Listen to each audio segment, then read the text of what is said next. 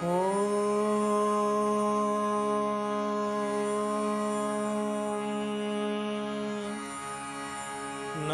Shreyati-Rajaya Vivekananda-Suraye Satchit-Sukha-Swarupaya Swamine Tapaharine Swamine Tapaharine.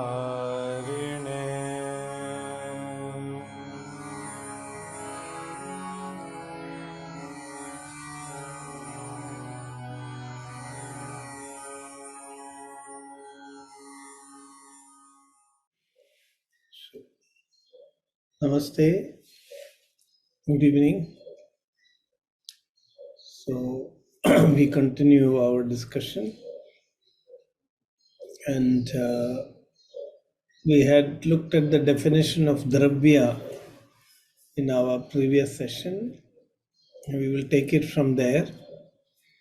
These concepts, dravya, guna, and karma, are extremely important because the whole edifice of Ayurvedic knowledge is built on this. In fact, as we discussed also earlier, the concept of Shat Padarthas is the cornerstone of Ayurvedic theory, by knowing which the rishis were able to construct the whole Ayurvedic theory. It's not that they learned everything from Indras. Indras conveyed only few things, the most essential things. Out of that, the knowledge of Shat Padartha is most important. Many people, when we study Ayurveda, we go directly to herbs and their actions. I want a herb to live long, or I want a herb to boost immunity.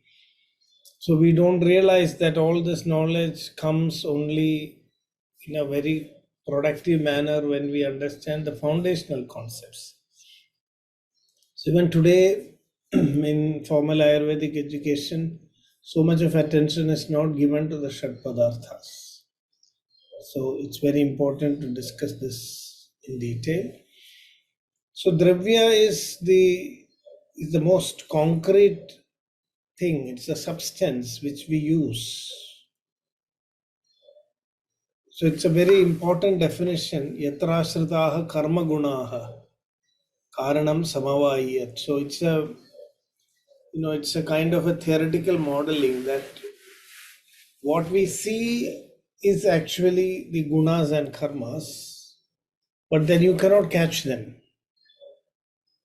You try to catch a guna and then you are actually catching a substance or a dravya. So that is how they understood that guna and karma have a samavaya sambandha. One does not exist without the other, and that the guna is actually dependent on the dravya, not the other way around. The guna is not dependent on the dravya, but the dravya is not dependent on the guna, but the guna is dependent on the dravya. Similarly, karma also. So our ultimate goal in Ayurveda is what we call guna karma vikalpam. That is, we are interested in working on the properties and functions of the body. I want to change the karmas, because the right karma creates health. When the body is functioning in the right way, there is health, and when the body is functioning in the wrong way, there is disease. So disease is karma, health is also karma. It is work. The body has to do some work to remain healthy. The sum total of work the body does is what makes it either healthy or diseased. So karma is the real outcome that we are interested in. In order to change karma, we have to work on the gunas. Because as the guna configuration changes, the karma becomes desirable or undesirable. So what we are trying to do is to influence the gunas in such a way that the karma of the body will change.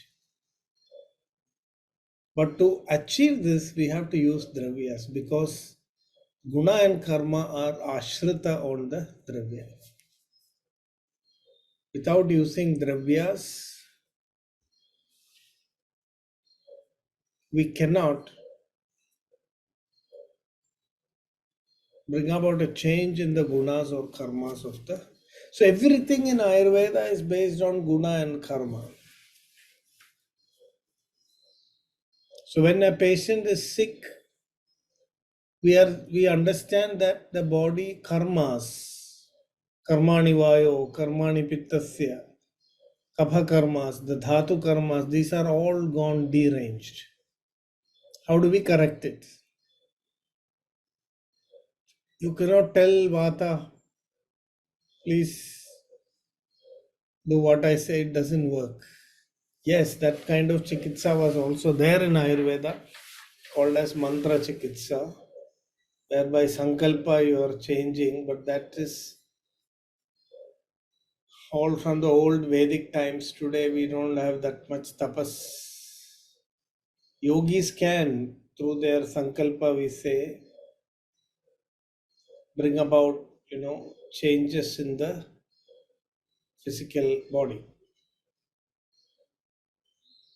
So sankalpa is even today considered, in Ayurveda as a very powerful. Now this is called intention. This is a new theory, intention. I will just show you a book which is talking about this. It's a scientific book.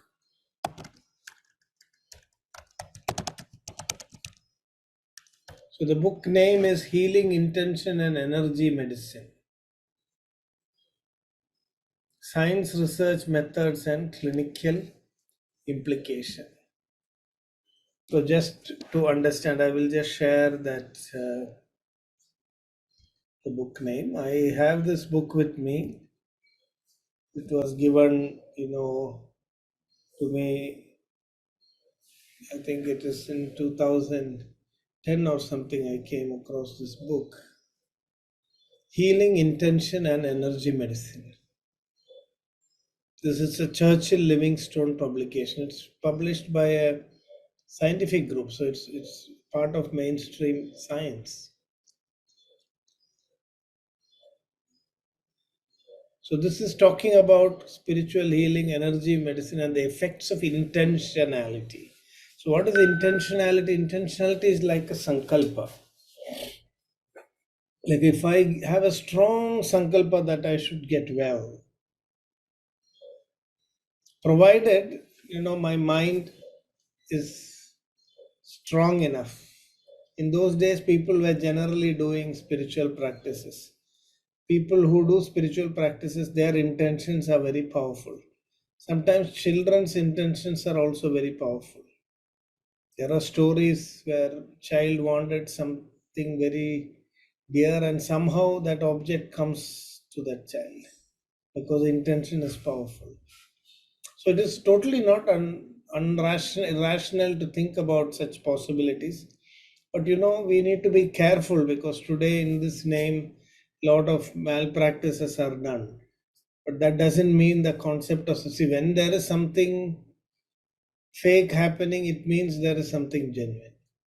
Somebody is imitating what is genuine. So today we have more imitations, but sankalpa is also possible. So this is healing intention and energy medicine, where intentionality, they have done studies on how prayer can facilitate healing.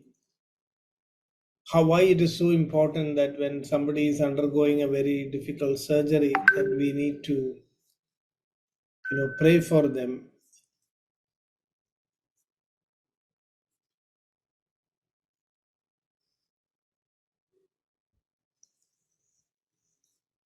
So that is the thing. But when we cannot do that kind of sankalpa, then another way to make the body behave is by changing the configuration of the gunas.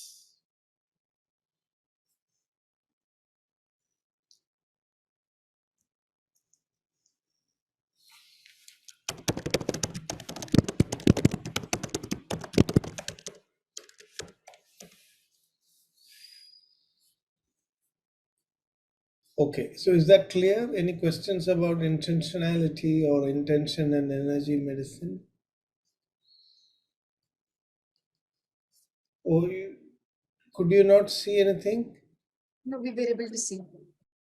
Huh? We were able to see it. Okay, some people were not able to see. I think it must be your internet connectivity. Sir, I got a question with the term intention that you said.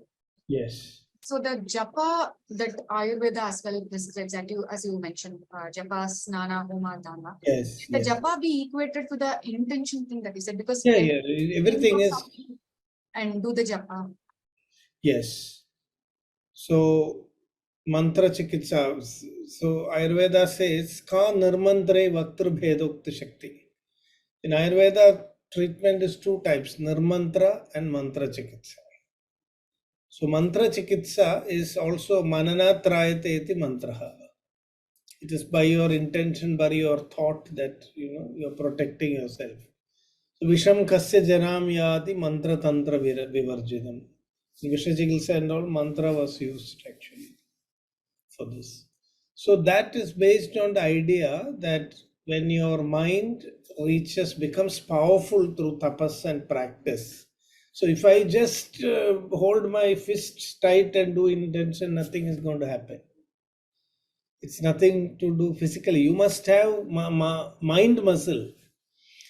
To have mind muscle, just like we are doing gym practice to develop physical muscle, we must do mind practice to develop mental muscle.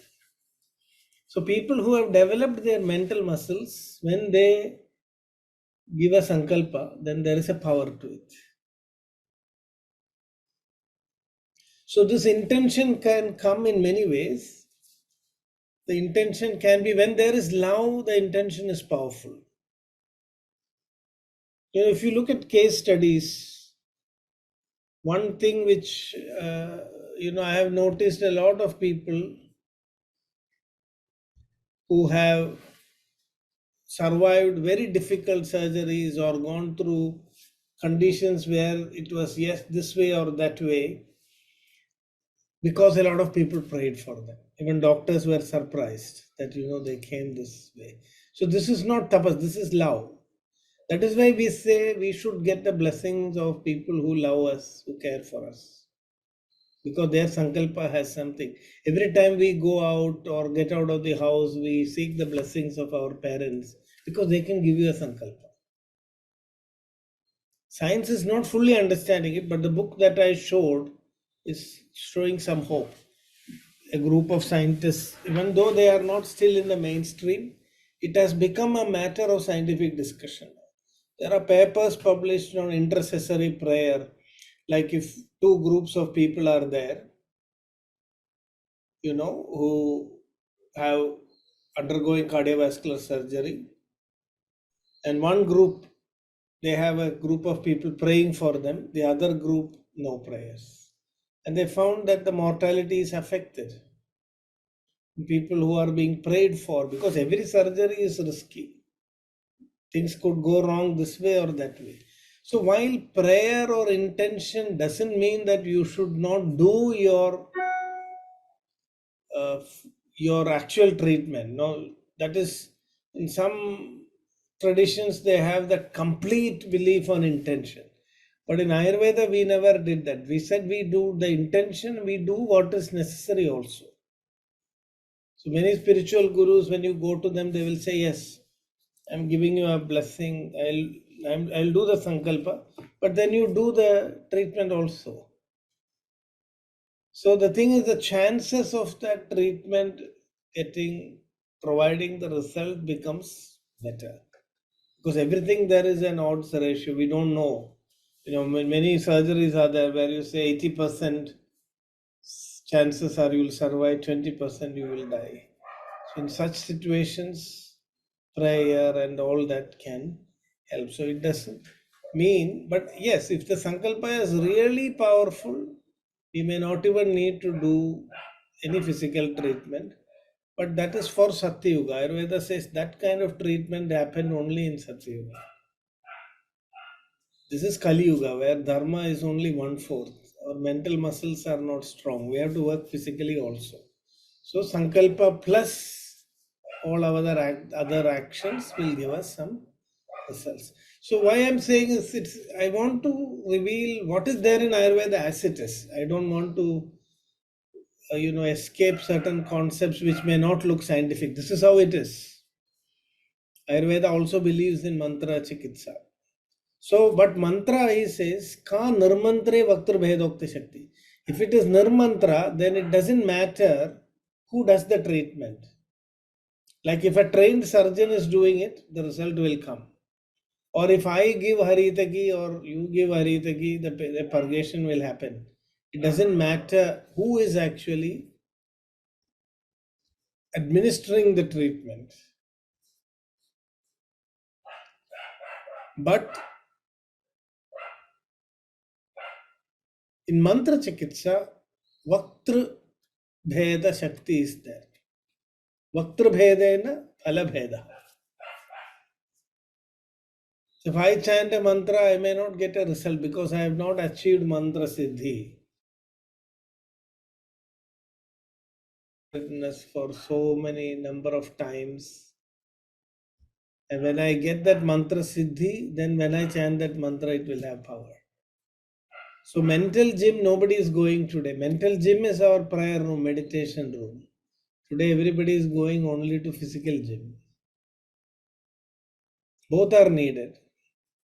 So when more and more people develop their mental abilities, so a good clinician in Ayurveda will do that. When you give a medicine, they do a sankalpa also. So Ayurveda is all about that sankalpa. Loka samastha sukhino. That is why when I was sitting in a clinic, I felt very uncomfortable, I told you. Because a wrong sankalpa is coming. The whole idea in Ayurveda is to have the right sankalpa. Sarve bhavandu sukhina. Sarve sandu. If you cannot have that sankalpa, you are not a good physician. So even when a physician is giving, so one of our Swamijis say, meditation and medication, both are needed. Both meditation and medication. So Ayurveda, that is why we call Ayurveda as holistic. The sankalpa is there, the medicine is there, the treatment is there. All these ingredients, when they come together, healing will happen. So now we are looking at dravya. Dravya is so important because without that dravya, you cannot. And here I told you, actually Atman is also a dravya. Dravya doesn't mean matter or substance. It's very difficult to translate these terms. But what in Ayurveda is called as dravya, you can compare it with what we call material in modern thinking. Because ihahi dravyam panjabhautikam or panchamaha bhutatmakam. So here in Ayurveda, when we do treatment with manas or kala or dik, then it is considered to be adravya chikitsa. Adravya bhuta chikitsa. Only when we use panchabhaudika substances, we call it as sadravya chikitsa. But if you look at Vaisheshika in the Darshanik framework, everything is dravya. Atman is not that. That shows that for us, Atman is a reality. It is not a concept. That is why we say it is a dravya. It can be experienced.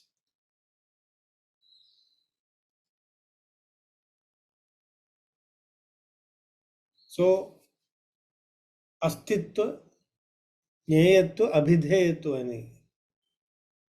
We are dealing with only things which have astitvam. Does it really exist? Otherwise, we don't want to talk about it. Like Shashavishana, the horns of a hare. The hare does not have horns. So I don't want to talk about it because it doesn't exist. What exists only our Shastra is talking about. So if it is Atman, it is because they have the proof that it exists. It is a dravya. You can experience it in terms of its gunas and karmas. Even Atman has its own gunas and karmas, consciousness. but it is not Murta. Another way to divide dravyas is as Murta dravya and Amurta dravyas. So Shastras like Ayurveda are dealing with Murta dravyas. Anything Amurta we will call as, we don't consider it strictly as dravya, we will consider that as part of Adravya Chikitsa. So it's important to know that we are defining Dravya, Guna and Karma are the three key things that we need to understand very deeply. So what is Samavayi Karanam? So I want to explain that a little bit more and distinguish Dravya, Guna and Karma very clearly. And we have to go a little bit to Vaisheshika Darshan also. Samavayi, Asamavayi, Nimitta Karanas. Have you heard of this? Samavayi, Asamavayi, Nimitta? Yes, sir. Yes, sir. Yeah. So Samavayi Karanam, yet Samavedam Karyam Utpadyate. So the Vaisheshikas tell it's like clay and the pot. So there is no difference. It is inherent. Very often it is translated in English as the inherent cause. So what does the inherent cause mean?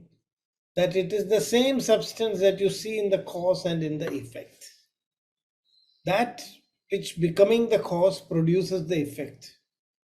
So the mud, the clay actually becomes the pot. Pot is the effect, the karya, and clay is the karana. So that is samavayi karana. Without that substance, you cannot create that entity. So dravya is usually, it is dravya which is the samavayi karana.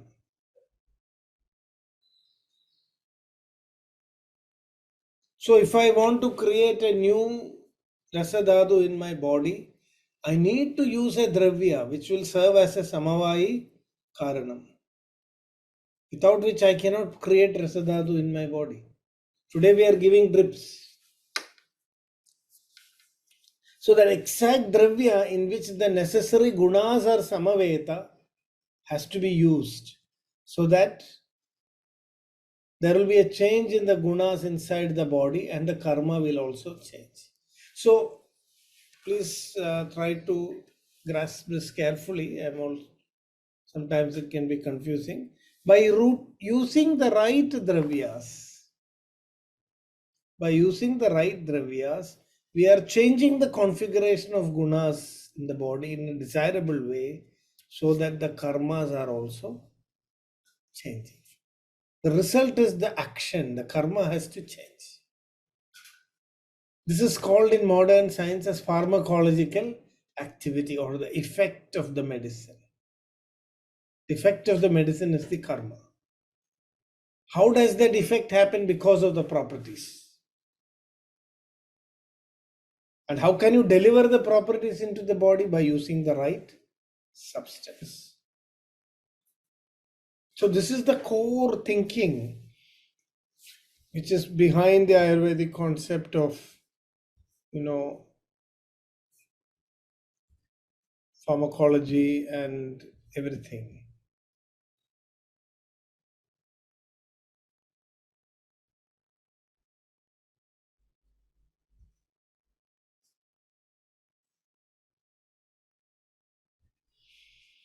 So dravya, when we choose a dravya in a patient, I must be very sure that it has the necessary gunas.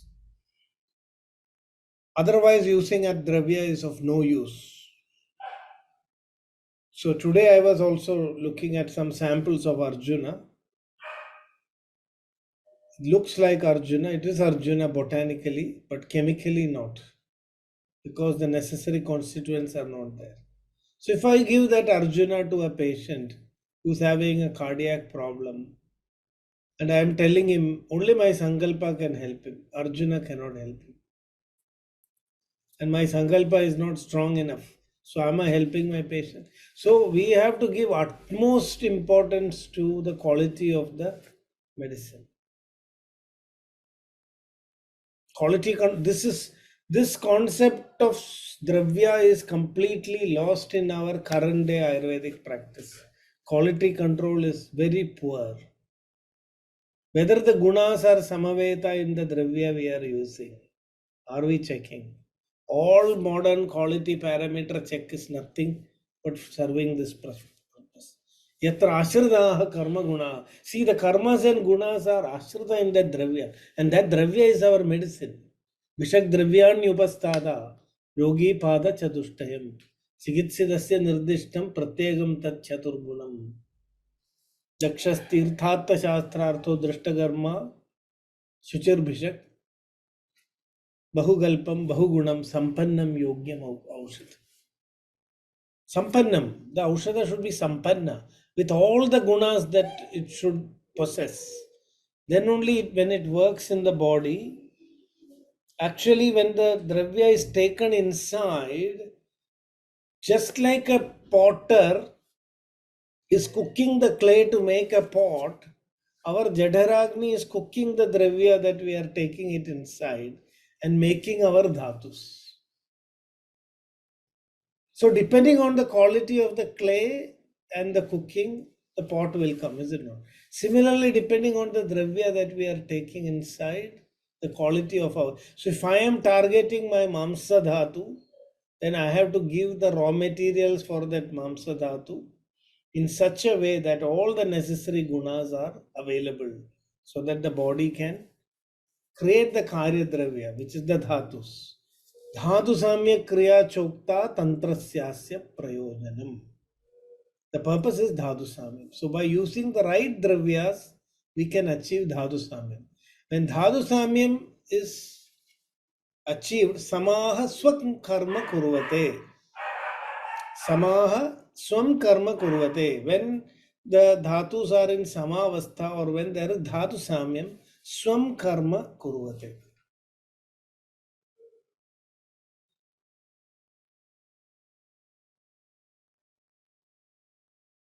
When they are vruddhas or kshina, then they will misfire. They will not do their swakarma.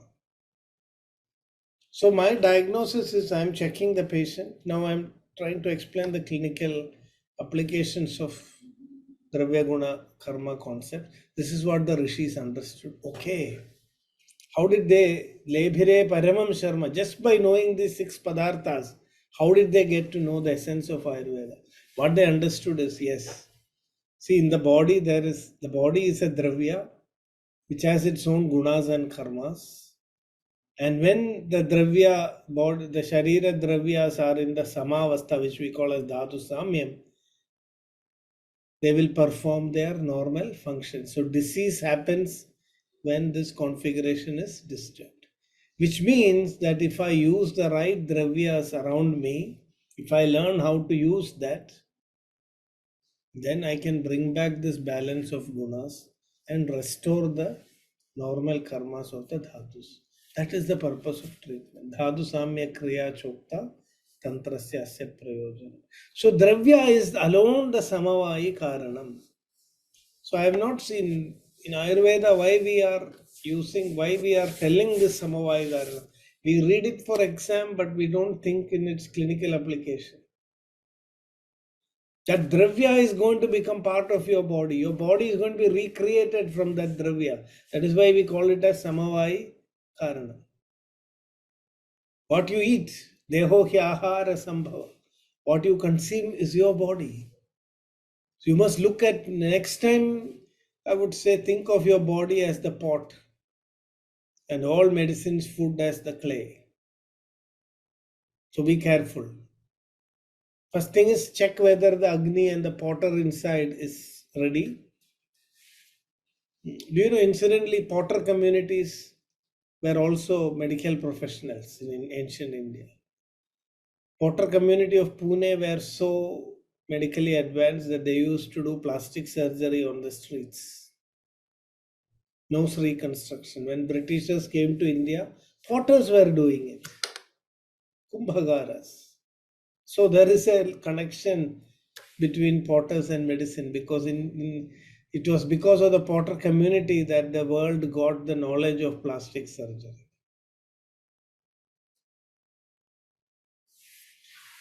So we must know that whatever food we are eating, we have to be extremely parikshahitamashniyath. Deho hyahara sambhava. This is because of the samavaya sambandha. Because you are made of the matter.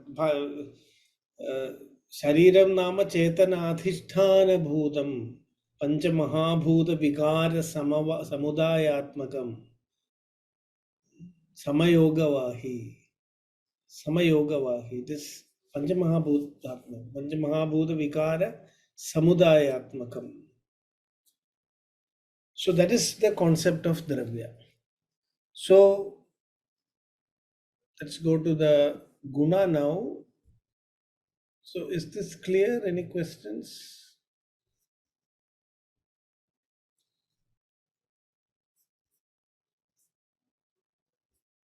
You can see Excuse me, some. sir. Murta Dravya and Amurta Dravya. Yeah. Please, once again. Yeah, Murta Dravya is that which is visible to your sense organs, which are Panchabhautika, which you can touch, smell, taste, and feel. Amurta is beyond the Mahabhutas. You cannot see that. You cannot actually that which is predominant in Prithvi and Jala alone has Murti. Agni itself is Asthira Murti. As you go from Agni is Asthira Murti, means it is hiding, you cannot see it. When something burns, you will see it and then it will go off. So Agni is called Asthira Murti. Prithvi and Jala have Sthira Murti. So whatever we see in this universe in a Murta form is Prithvi and Jala. And That then is all. Atma, you said it's also comes under Dravya only. Yes. So it's a Panchabhautika. It is not Panchabhautika, it is Amurta. It is beyond the Bhutas. Okay. Adinyatma manakalo dishascha dravya sangraha. So Ayurveda also accepts that ultimately Atman in the absolute sense, Atman is also a dravya. Which means that I can experience it. Atma is not a guna, it is an entity. Today, modern science is telling that consciousness is like a guna of matter. They call it as an epiphenomenon of matter. When the brain functions, it produces consciousness.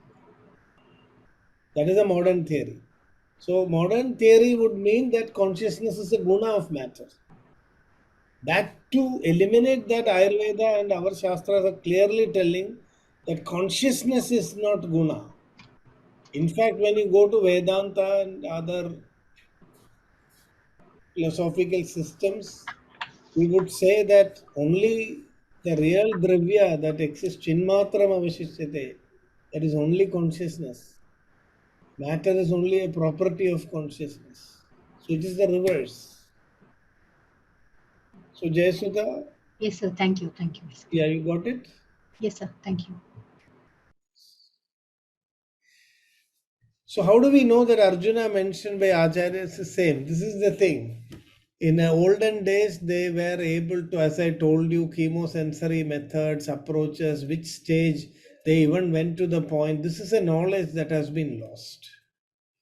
If you look at Haridra, you must collect it in the night. How did they know it? Without any chemistry. It's a mystery.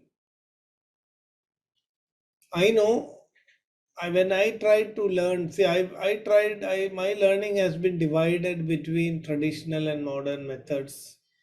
I tried to learn from many traditional acharyas who are now no longer accessible also. And what I realized that I was a bit late. They said you must come much younger. Now my intellect has developed too much. It will interfere with the natural way of learning. So children were taught. So what he showed to me, some of his disciples, when they make a medicine, they ask the students to taste it and tell whether all ingredients have been added or not. And they are identifying each and every ingredient that is there. In food, we can identify because we will see all the ingredients, but in medicine, we cannot see it. I learned a few things. I realized that some things we can also understand. Like if tipali is added, I could identify. Few herbs I could identify. If pepper is added, I can identify. But beyond that, single herbs, they are able to tell. So they used to do a quality check, just like today, wine testing, tea testing. There are people who have developed subtle sensory perception. So before the wine is allowed into the market, wine testers test it. All these European wines. Similarly, tea taste testers are also there. So they are able to test by flavor and taste, color, texture. I know I also found one of my persons from whom I learned, he said when he was young, his mother used to send him to buy vegetables, and every time he came back, he would get a slapping for having picked up a vegetable that is not of good quality. So much so that now, if he looks at a vegetable from a distance, he can make out whether it is good or bad. So it is that training. So in as olden days, they did not have the technology, they did not have the laboratory, they did not have, but they had the sensibility. So today, the only way we can know is like in our where I work, we have also an instrument, and we are trying to create a chemical fingerprint of Arjuna to see if the good quality Arjuna is matching with us. So when we are blind, we have to use braille. Similarly, now we are blind, we have to use all these instruments to understand. In olden days, they could look and understand. That sense is a subtle. It's called yogaja pratyaksham.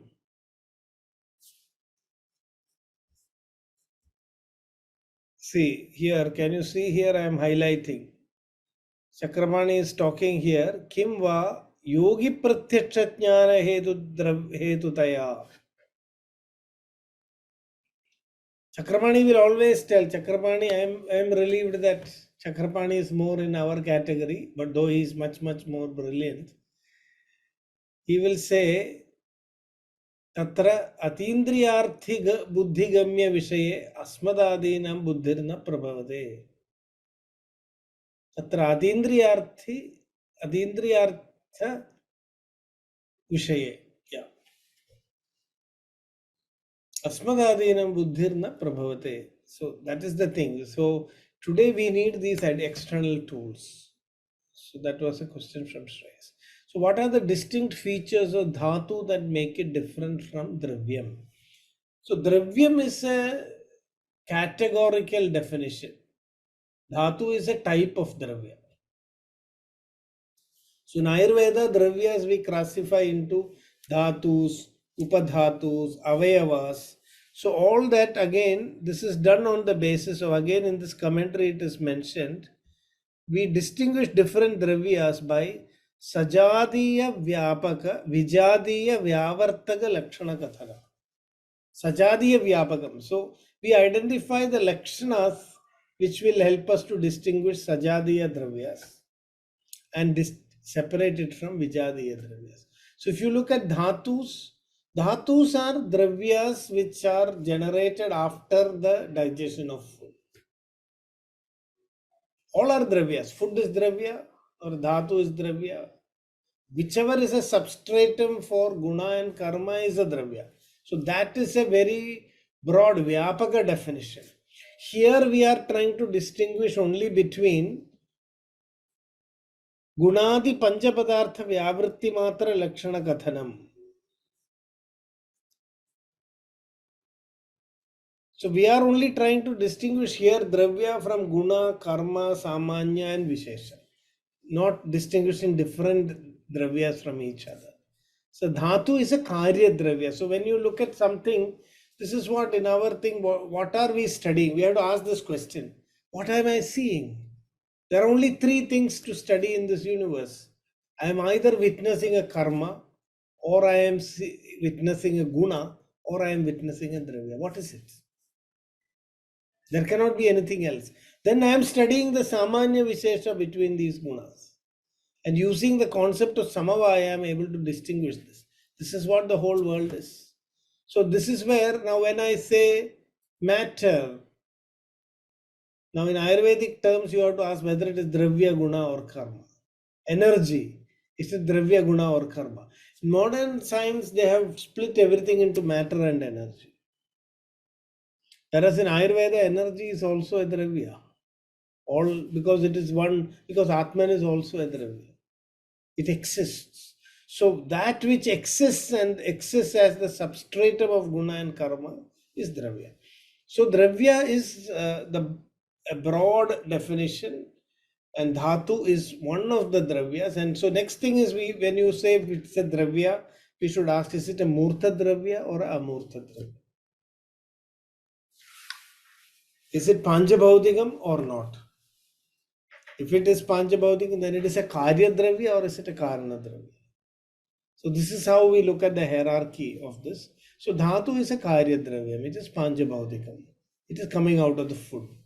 And so each Dravya, Dhatu has its own Karana Dravyas required. And unless those Karana Dravyas are provided through the food, you cannot maintain the Samatvam of these Dhatus. So actually Dhatu Samyam happens fundamentally through food, not through medicine. Fundamentally, Dhatu Samyam depends on food, good food. That is why we say Aharam eva Aushadham. Because medicines cannot create dhatus, they can only correct some guna imbalances. So Ayurveda cannot imagine medicine or treatment without diet. Because Dhatu Samyam is the basis of health. And dhatus are produced out of the food that we eat. So you can just imagine every day when we are sitting and eating food, you must ask. Now we are only asking how much it is stimulating my tongue and my mind. Whichever food stimulates my tongue more and my mind is excited, I am eating. Wow, very tasty, very tasty. This is the level to which our eating has come down. Suppose you think you have so many people to feed in your body. Just imagine you are going to a orphanage or some place where a lot of children are there. It may not be an orphanage, anything you can imagine. And you are carrying some things with you. Now, will you not want every child to get something? Will you not make sure everybody gets it? But in your own body, you are not making sure of that. Every day, some part of your body is starving, and they are asking, when will this fellow eat something which I will get some nourishment? So then when you go to the doctor, he will look at your bone and say, your bone has become osteoporosis. No vitamin D, no calcium. Because we never bother to feed our bones. You go to the doctor and one day he'll say, you have no muscle, mister. Your protein is very low. You're not. So which means, see, every dhatu requires to be fed. I am imagining now like a fish tank is another thing which I imagine.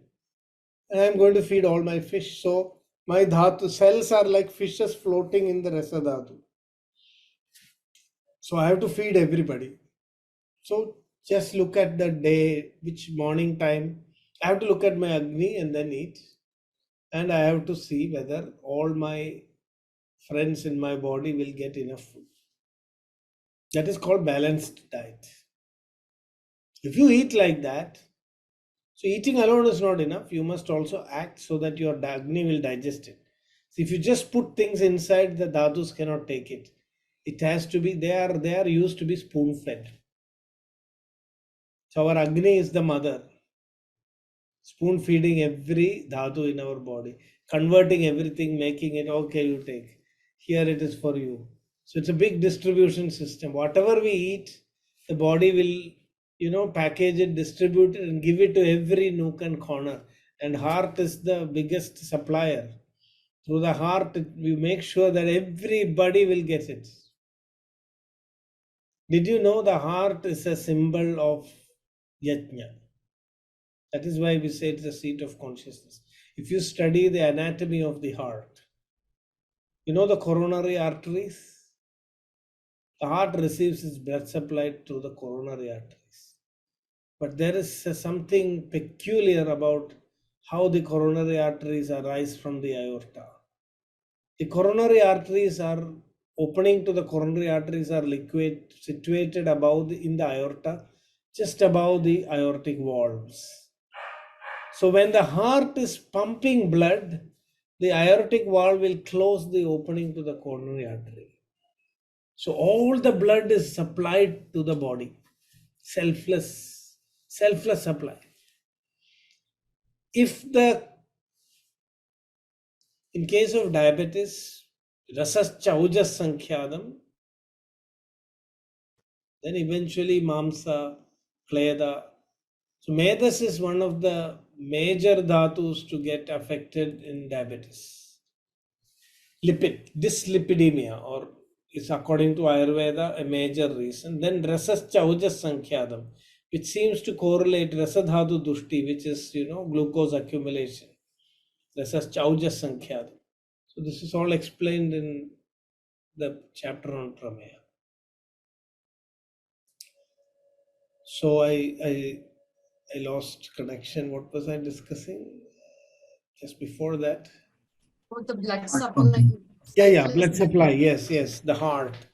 So, if the design was such that the coronary artery openings were a little higher and the blood would go through the coronary arteries when there is a ventricular systole, then maybe cardio blocks would not have been there in the heart.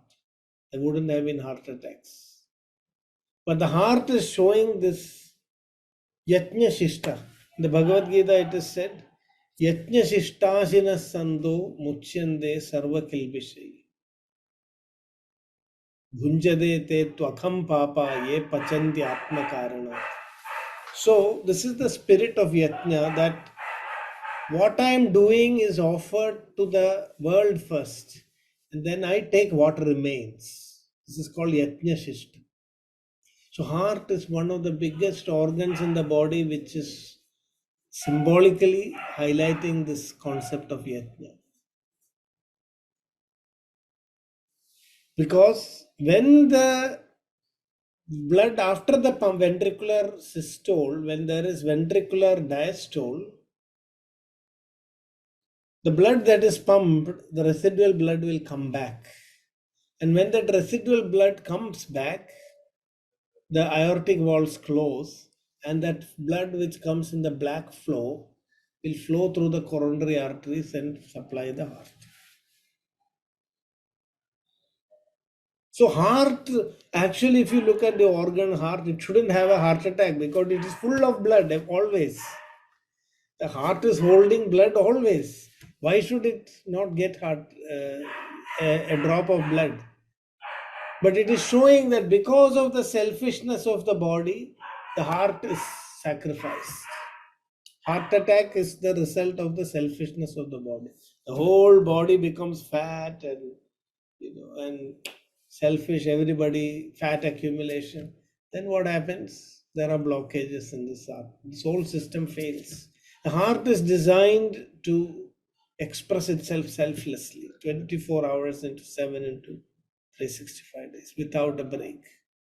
Supplying. That's why Vagbhada says, Hridayamiva Hridayametat Sarva Ayurveda Vangmaya Payodhe. My book is like the heart. Just like the heart is to the human body, this book is to the whole world. Vagbhada is explaining this anatomy through this verse. Kritva yad shubham aptam shubhamastu param tato jagadaha. By pumping this blood, I am getting some shubhatvam. My heart, I am getting my own blood supply. But param shubham astu jagadaha. May the world benefit more than I am benefited. This is what the heart is saying. Let the body benefit much more than I am getting benefited. Because I am supplying the rest of the body. I am here to supply blood to the whole body. So when you start thinking in this way, eating can become a meditative experience and not an indulgence. Eating should become a meditative experience according to Ayurveda. Imagine your heart. Take a moment to see what is happening in your system, and then you will begin to feel blessed for the food that is there in front of us. Not simply mechanically reciting a prayer, but becoming a profound experience, a self-transformative experience. Yes. Yes, yes. That is why we say heart, the way of the heart, and all these things came. And Hridayam is also, it means in many ways. Hriyate diyate. Danaya hriyate. That which takes to give. That is the meaning of the word heart. And in English also the word heart is still cognate to the Sanskrit hrit. Hriyate, diyate and yamyate. That's another meaning. The balance of give and take. See, in this universe, you cannot survive without taking. So don't there's no point in being apologetic about it. I have to take. And never think, see, when you look at what you have taken, you will realize you have taken always, we are taking more than we deserve. Yes or no? So the only way to live in this universe, there is no charity. I don't believe in the word charity. What charity? What are we giving? We are taking more than we are getting. And then we are saying, I am giving charity. There is nobody is doing any charity. Charity only nature is doing.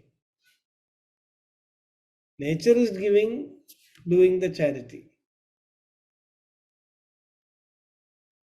The all merciful. In all religions, this idea is there. The most gracious and the most merciful, Almighty, is from Islam.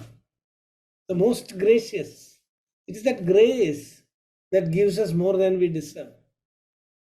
And when it comes to judging what we have done, the Almighty is most merciful, the most gracious and the most merciful. That is the way the Supreme has been envisioned. So we can only try to give as much as we can. If anybody says with ego, I'm not taking anything, I'm a giver, then he's a real fool. Because we are only takers. Try to give as much as we can. That's the philosophy I thought I have understood. Try to give as much as you can and be grateful for whatever we are taking. And try to strike a balance.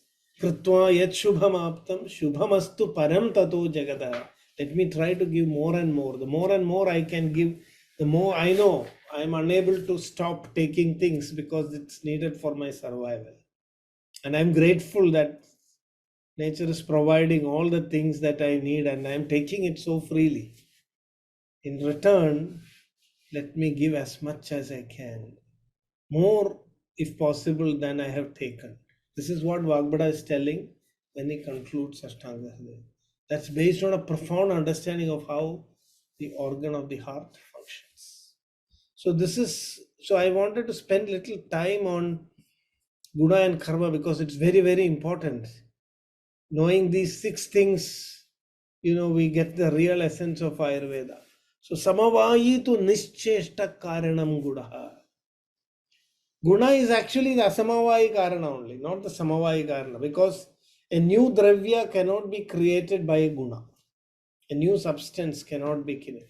Dravya is coming along with the guna. Like in Vaisheshika they say, when the clay becomes the pot, the color of the clay also becomes the color of the pot. The color comes along with the clay. So it is a non-inherent cause. But samavayi, Guna is always in Samavaya Sambandha, Samavaya Adheya. Guna is inseparably associated with the Dravya. So it will come along with the Dravya always.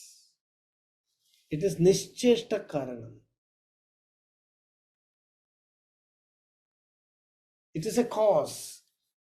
it is an asamavaya karana, which means we can use the guna to create an effect. And producing effects is the purpose of medical treatment, because cure is an effect. That's why we say, is the medicine effective? Was the treatment effective? Because it is a effect or a karyam.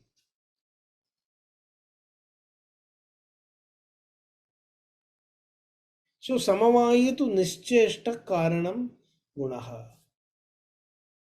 So if you see, there are three types of karanas. Samavai, asamavai, nimitta. We can say that samavai karana is dravya, asamavai karana is guna, and nimitta karana is karma.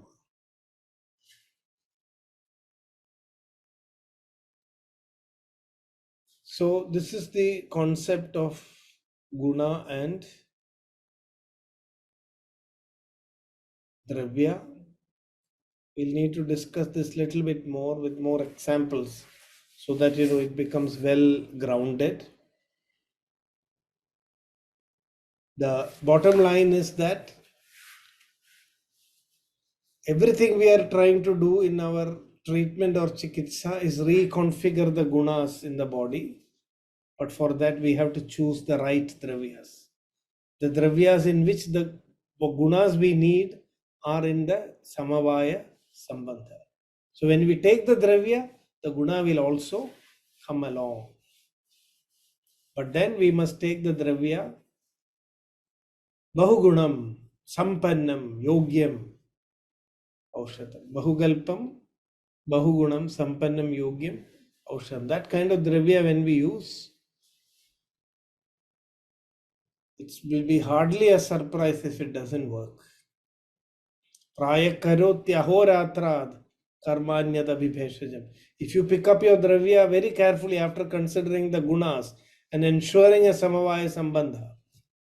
So this is what you must ask. When I am prescribing a medicine, do I know that there is a samavaya sambandha between the guna and the dravya that I am using? If it is not there, the dravya will not work. Because dravya is only ashraya for karma gunas. If that samvaya sambandha is not there, then the dravya will not produce the necessary action.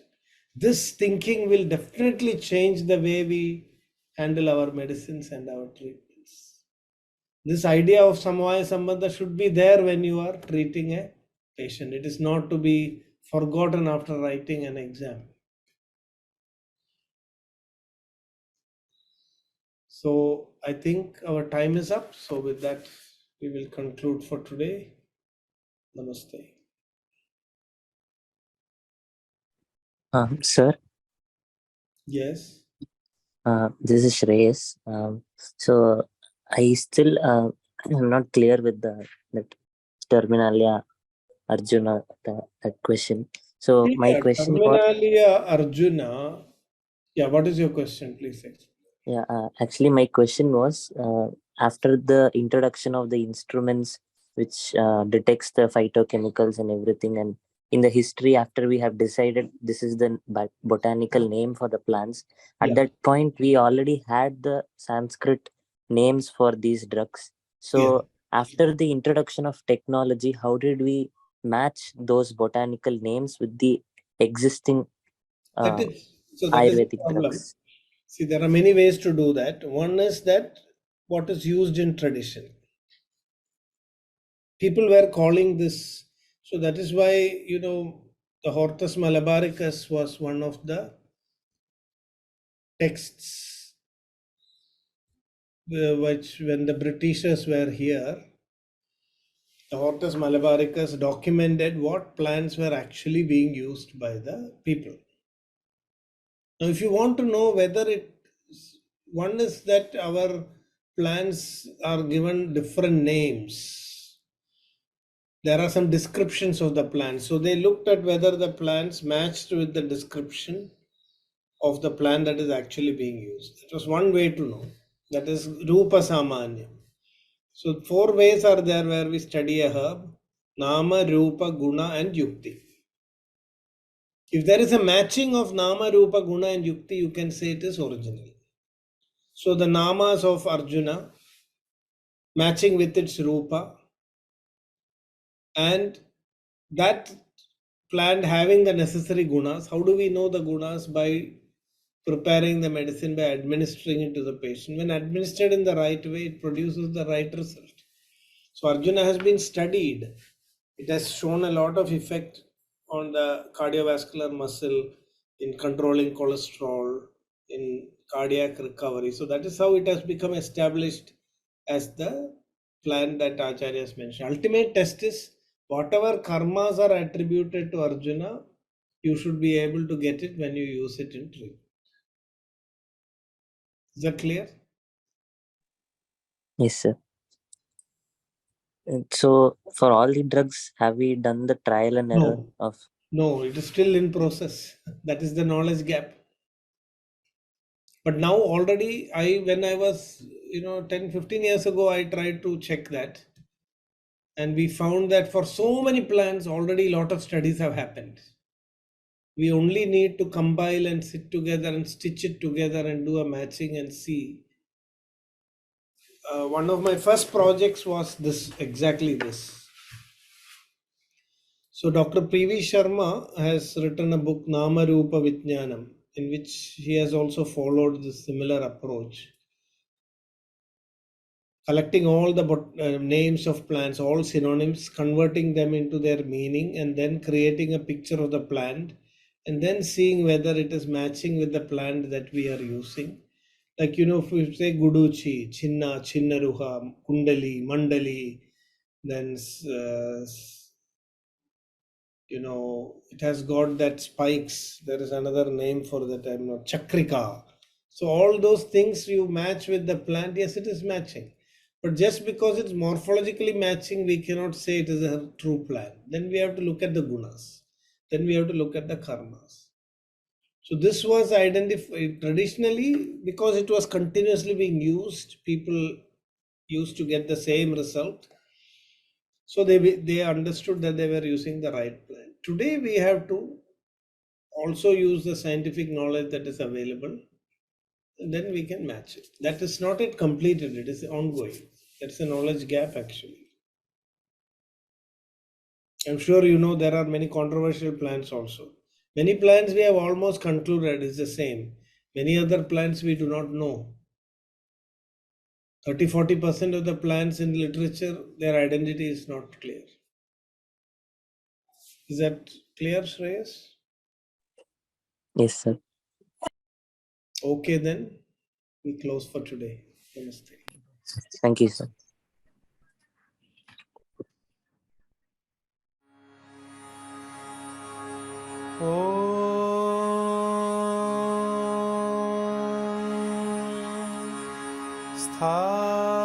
स्थापकाय च धर्मस्य सर्वधर्मस्वरूपिणे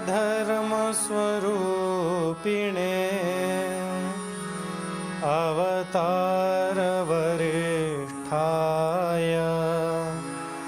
रामकृष्णाय ते नमः। रामकृष्णाय ते नमः।